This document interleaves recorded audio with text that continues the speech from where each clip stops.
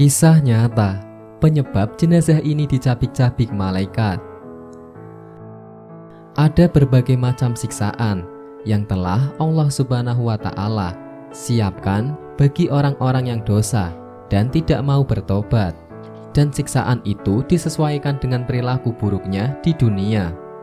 Salah satu siksaan yang akan diperoleh jenazah pendosa adalah dicabik-cabik oleh malaikat. Lantas, dosa apa yang membuatnya dicabik? Hal ini dapat kita ketahui dari kisah yang diceritakan oleh Umar bin Abdul Aziz.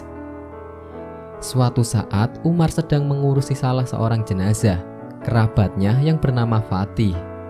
Ia ikut memandikannya, mengafani, dan menyolatinya. Ia juga ikut dalam membawa jenazah menuju ke pemakaman umum.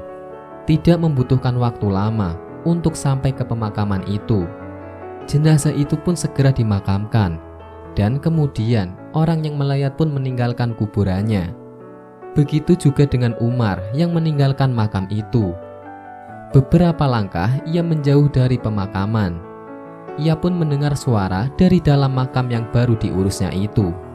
Ia mengira bahwa suara itu adalah suara malaikat yang melaksanakan tugasnya di dalam kubur.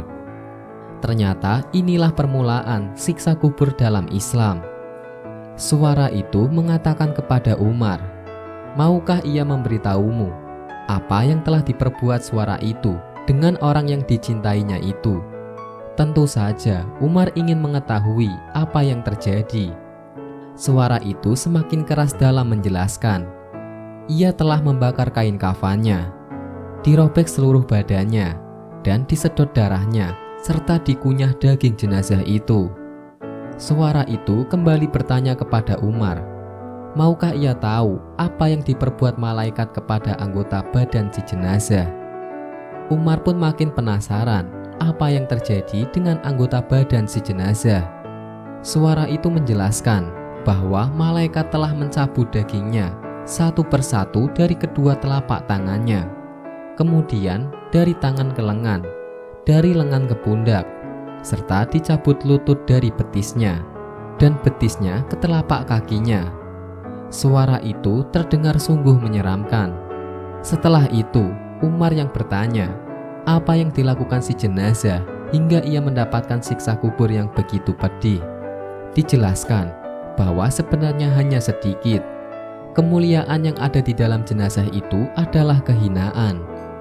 Pemuda ini telah larut dalam kenikmatan dunia yang semu, sampai-sampai melupakan Allah Subhanahu wa Ta'ala. Ia telah lalai dengan kewajibannya, yaitu melaksanakan sholat. Begitu mendengar semua itu, Umar pun menangis. Ia kemudian merenung dan menghimbau pada orang-orang yang masih hidup untuk meningkatkan ibadahnya kepada Allah, baik secara kuantitasnya maupun kualitasnya. Beberapa ibadah yang harus kita lakukan adalah melaksanakan sholat, berpuasa, zakat, dan masih banyak lagi.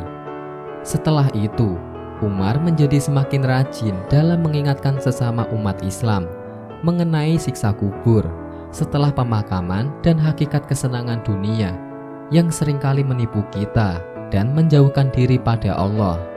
Berdasarkan kisah nyata siksa kubur di atas, kita diingatkan bahwa kenikmatan atau kesenangan dunia hanyalah semu dan tidak akan bertahan abadi.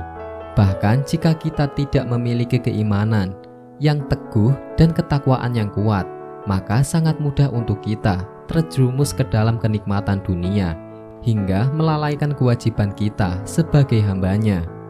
Oleh karena itu, ingatlah bahwa kehidupan yang hakiki adalah kehidupan di akhirat, sehingga kita harus senantiasa berusaha menujunya untuk menghindari bernasib seperti jenazah yang dicabik malaikat tadi. Wallahu a'lam bishawab.